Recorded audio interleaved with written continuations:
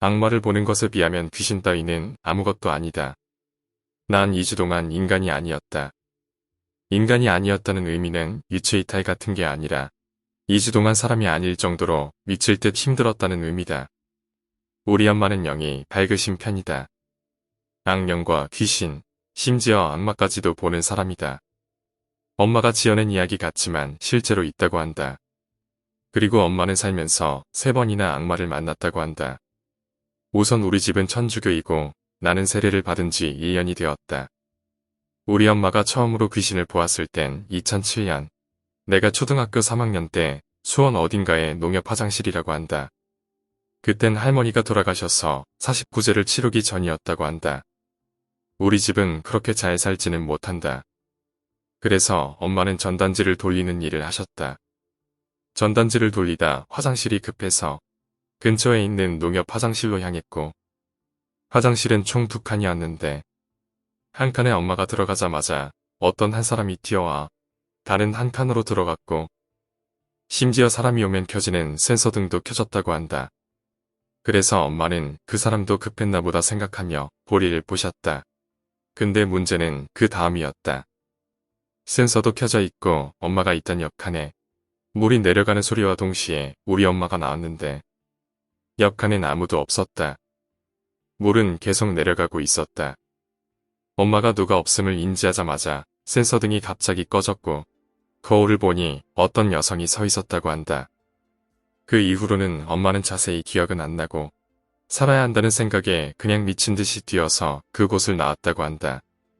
이 사건을 계기로 그 화장실은 절대로 안 가게 되었고 그 이후로는 화장실에도 사람이 많이 있는 곳만 찾아가셨다고 한다. 여기까지가 귀신의 이야기다. 처음에는 귀신이 엄청 무서웠지만 이제는 무서워하지 않는다. 그 이유는 더 힘든 경험을 하셨기 때문이다. 그 더 힘든 경험이란 악마이다. 첫 번째로 악마를 보셨을 때 나는 중학교 2학년이었다. 나는 엄마 일을 도와 안성중앙대학교 앞에 있는 건물에 전단지를 뿌렸다. 구역을 따로 나누어 뿌렸다. 여기를 아침 9시에 가서 뿌리면 오후 4, 5시쯤에 끝났다. 중학교 방학 내내 엄마를 도왔다. 어느 때와 마찬가지로 나는 전단지를 뿌렸고 끝나는 와중에 엄마가 반대편에서 미친 듯이 뛰어오셨다. 그래서 무슨 일이냐고 물어보자마자 엄마가 집에서 이야기해준다며 일단 가자 하셔서 급하게 집으로 왔다. 집에 도착하자마자 엄마는 초등학교 근처에 전단지를 뿌리고 있었다고 한다. 그리고 걸어가고 있는데 어떤 할머니와 눈이 마주쳤다고 한다. 엄청 머리가 하얀 할머니를 말이다. 그래서 엄마는 할머니가 머리가 참 희네라고 생각하셨는데 그 생각이 끝나자마자 할머니가 미친 듯이 엄마에게 뛰어오셨다고 한다. 걸음도 일반인과는 다르게 다리가 탈골된 사람처럼 뛰어오셨고 엄마는 깜짝 놀라 아무 건물에나 들어가셨다. 하지만 할머니는 어느 순간 눈앞에 서 계셨다. 그리고 할머니는 미친 듯이 웃으셨다고 한다. 나 같아도 소름이 돋는데 어머니는 계속 기도를 하셨다고 한다. 그래도 할머니가 사라지지 않고 할머니가 문을 열고 들어오셨고 문을 열고 들어온과 동시에 갑자기 할머니가 누군가에게 잡혀 끌려가듯 사라졌다고 한다. 엄마는 무서운 마음에 문을 열었지만 할머니는 없었고 길에 지나가던 사람에게 혹시 머리가 엄청 하얀 할머니 보셨나요? 이렇게 물어봐도 아무도 본 적이 없다고 했다. 이것이 첫 번째이다. 두 번째는 이 사건이 얼마 되지 않아 일어났다. 이때 나는 방학이 끝났고 엄마 혼자 전단지를 돌릴 때다. 일단 우리 엄마 주변에는 영이 밝은 사람이 많다. 그 중에 우리 엄마 친구분이 예전에는 수녀님을 꿈꿨던 사람이고 진짜 거짓말 안 하고 영이 굉장히 밝으셔서 매번 괴롭힘을 당하신다. 기도를 하려고 하면 목주가 사라지거나 시계 알람을 맞춰놓으면 시계 알람이 꺼져 있는 일들이 종종 일어났다. 아무튼 두 번째는 절대로 사람이 앉아있을 수 없는 곳에 앉아있었다고 한다. 자동차와 자동차 사이였다고 한다. 자동차의 간격이 굉장히 좁았고 사람이 겨우 들어갈 수 있을 정도였다. 이때 엄마는 아까 말했던 영이 밝은 친구분과 함께 통화 중이셨는데 자동차 사이에 있던 사람과 눈이 마주쳤다고 한다. 엄마는 할머니 때와는 다른 느낌이셨다고 한다. 정말 죽음을 느끼셨다고 한다. 숨이 계속 막히고 걸음이 느려지셨다고 했다.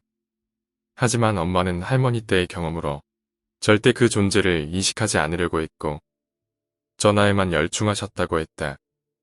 그리고 굉장히 멀어졌을 때 엄마가 뒤돌아봤더니 그 존재가 그 자리에서 일어나 엄마를 쳐다보고 있는데 그 눈이 엄청 하얗게 빛나고 있었다고 한다. 지금까지 봤을 때 악마의 공통점은 하얀색이다. 세 번째도 마찬가지로 하얗게 빛났다고 한다. 이때는 엄마가 전단지를 그만두고 보육원에서 음식을 하셨다. 여기서는 격주로 토요일에 6시에 나와서 아침을 해줘야 했는데 그날이 엄마가 당번이라 일찍 나와 이동 중이셨다. 보육원이 평택이었고 우리 집은 오산이었다. 오산에서 평택 가는 도중에 엄마가 보게 된 것이다. 새벽 6시 10분 어떤 할아버지가 아무도 없는 길을 혼자 걸어갔다고 한다. 그래서 엄마는 멀리서 왜 할아버지가 아무도 없는 저런 길을 걸어가실까 하며 쳐다봤는데 점점 자동차와 할아버지가 가까워지기 시작했다. 할아버지가 검은색 한복을 입고 계셨고 수염이 굉장히 하얗게 빛을 내면서 바닥에 끌리고 있을 정도로 길었다고 한다. 일단 엄마는 무서운 마음을 감추고 그곳을 빠져나오셨고 그곳을 빠져나오는 동안 등골이 오싹했다고 한다. 이렇게 우리 엄마와 영에 대한 이야기다. 서론이 너무 길었다. 이제부터 나의 이야기다. 2주 동안 나는 정말 힘들었다. 이 이야기를 하면서 마음속으로 화가 나기도 한다. 그게 아니었다면 내가 이렇게 힘들지 않았을 텐데. 이때 나의 나이는 20살이었다. 계절은 여름이고 장마철이라 비가 엄청 왔을 때다. 숙모가 갑자기 엄마에게 연락이 와서 비 오는 날 파란색 봉지와 함께 우리 집에 오셨다. 그 파란 봉지 안에는 푸른색의 수제 칼들이 있었다. 칼은 함부로 파는 것이 아니라며 1,000원에 파셨고 엄마는 그 칼을 아무 의심 없이 샀다. 그리고 나는 이 날을 후회하고 있다. 그 칼로 인해 내가 힘들어질지는 몰랐기 때문이다. 나는 여느 때와 같이 잠자리에 들었다. 핸드폰을 만지다가 졸음이 밀려오자 나는 핸드폰을 충전기에 꽂고 몸을 돌리는데 갑자기 뒤에서 히읗하는 누군가의 웃음소리가 들리더니 정말 순식간에 가위가 눌렸다. 주위의 공기도 차가웠다. 나는 내 몸의 감각을 세우며 가위를 풀려고 해도 가위는 풀리지 않았다. 그래서 어떡하지 하는데 우리 집 강아지가 내 방을 향해 짖었다. 그 소리에 나는 깰 수 있었고 나는 그날 밤 잠에 들지 못했다. 이 가위 눌림 현상은 5일 동안 계속되었다. 갑자기 누가 내 배 위에 올라가는 느낌이 들거나 누군가 내 귓가에 속삭이는 소리도 들었고 누가 나를 쳐다보는 느낌도 들었다. 솔직히 사람이 3일만 가위에 눌려도 지친다. 나는 이때 엄청 지쳐 있었다. 대학생 때도 수업 시간에 자기 바빴고 어지러움을 느끼는 등 엄청나게 힘들었다. 아까 앞에서 말했다시피 우리 집은 천주교이며 방마다 십자가도 걸려있고 물론 내 방에도 있는데 내 방에는 심지어 성모님 상도 있다. 계속되는 가위 탓에 기도를 드리곤 했지만 소용없었다. 가위에 계속 눌려 지쳐 잠이 들 뿐이었다. 그때 내가 월요일과 금요일이 공강이었다. 집에 혼자 있었다. 낮이라서 마음이 놓였지만 이것은 나의 착각이었다. 방심하면 안 되는 것이었다. 나는 집이 조용한 것이 싫어서 항상 TV를 틀어둔다. TV를 틀어놓은 채 샤워를 하러 들어갔다. 그런데 밖에 소리가 이상하리만큼 시끄러웠다. 그래서 난 내가 TV 소리를 너무 크게 했나 생각하며 샤워가 끝난 뒤 물을 끄는 동시에 시끄러운 소리도 뚝 끊겼다. 그래서 뭔가 싶어 밖에 나왔더니 집 안은 굉장히 조용했고 틀어뒀던 TV는 꺼져 있었다. 가까이 가서 TV를 만져보니 차가웠고 정전기도 느껴지지 않았다. 정말 온몸에 소름이 돋았다. 강아지를 안으며 계속 주님의 기도를 되새겼다. 그렇게 기도를 하던 도중에 갑자기 우리 집 벽에 걸려있던 목검이 뚝 떨어졌다. 나는 그 소리를 듣고 비명을 지르며 강아지를 안고 밖으로 나왔다. 그리고 동생이 돌아올 때까지 밖에서 기다렸다. 그 이후에 나는 집에 혼자 있는 일이 없었고 누군가와 계속 함께 있어야 했다. 어느 날은 엄마가 명동성당에서 성경책을 사오셨다. 엄마는 내가 계속 가위에 눌리는 것을 알고 있었고 나에게 성경책과 함께 자라고 하셔서 성경책을 안고 졌다. 신기하게 그날은 가위에 안 눌리고 편하게 잠을 잘 수 있었다. 그래서 나는 괜찮나 보다 생각했다. 하지만 그것 또한 큰 오해였다. 어제와 마찬가지로 성경책을 안고 잤는데 정말 죽을 뻔했다. 숨이 막혀왔다. 가위가 심하게 눌렸다. 누가 내 위에서 날 눌렀고 기절했는 건지도 모르겠지만 꿈을 하나 꿨다. 내가 방에 누워있는데 누가 내 뒤에서 소곤소곤 뭔가를 말하고 있었다. 뭐라고 하는지 몰라서 그 이야기를 듣기 위해 집중하려는 찰나 내가 널 지켜보고 있다고 라며 찢어질 듯한 여자의 목소리가 들려왔다. 그와 동시에 꿈에서 깨어났는데 식은땀을 흘리며 방을 둘러보다가 천장을 보는데 두 눈이 날 보고 있었다. 나는 놀라서 방 밖으로 뛰어가려 했지만 방문은 단단히 잠겨 있었다.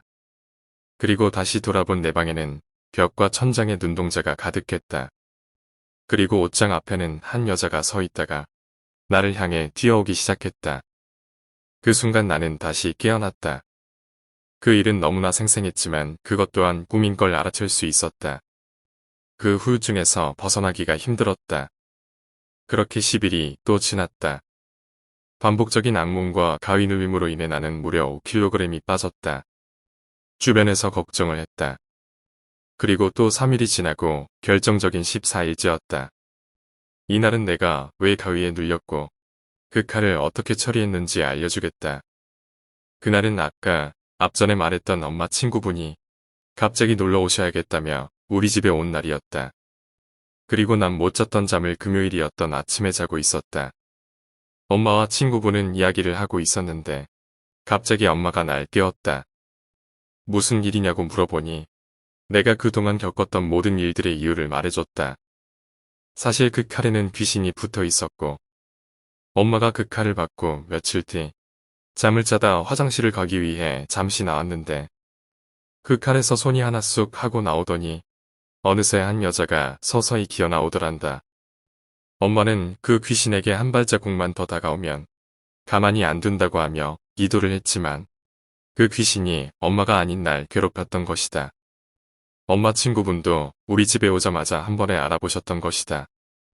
우리 집에 바로 들어오자마자 금방 내 앞에 지나갔어 라고 말씀하셨다. 그래서 어떻게 할 건지 물어보자 이 칼에 다시 귀신을 가둬 다시는 못 나오는 곳으로 가둔다고 하셨다. 어떻게 가둬두는지 물었지만 그 부분은 알려주시지 않으셨다. 그리고 그 이후로 정말 신기하게도 가위에 눌리거나 악몽을 꾸는 날이 없었다. 그리고 나중에 알았지만 정말 화가 나는 일이었다. 알고 보니 숙모는 그 칼의 정체를 알고 있었던 것이다. 사촌 동생이 이 칼을 쓰는데 갑자기 칼이 혼자 움직이더니 그 칼에 베어 무려 8바늘을 꿰맸다는 것이다. 그래서 숙모는 어떻게 처리할까 하던 도중에 우리에게 그 사실을 숨기고 한 것이다. 그리고 난 그 이후로 귀신을 보진 못해도 느낄 수 있게 되었다. 오늘 이야기는 여기까지입니다. 오늘 이야기가 재미있으셨다면 구독과 좋아요, 댓글 부탁드립니다. 댓글은 저에게 큰 힘이 됩니다. 감사합니다.